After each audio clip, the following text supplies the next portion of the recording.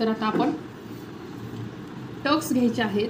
तर काय करायचं, टक्स घेताना हे जे शोल्डर आहे ते तुम्हाला एकावर एक ठेवायचं. शोल्डर, हे जे शोल्डर आहे ते एकावर एक ठेवायचं आणि इथं खूण करायची खाली. शोल्डर असं एकावर एक ठेवलं तर तुम्हाला या ठिकाणी तुमचं खूण करून घ्यायची अशी. आता ही खूण झाली. पुन्हा एकदा आपण हे एकावर एक ठेवायचं आणि पुन्हा इथं आपण एक कट देऊन घ्यायचा. हे झालं. पुन्हा एकदा आता आपण इथं आपल्याला असं एकावर एक ठेवायचं आणि पुन्हा एक छोटासा कट द्यायचा. आहे की नाही सोपी पद्धत, सगळ्यांना येईल अशीच.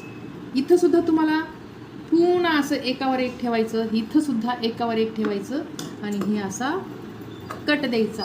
तर पाहू शकता आपण किती सोप्या पद्धतीने तुम्हाला सांगितलेलं आहे.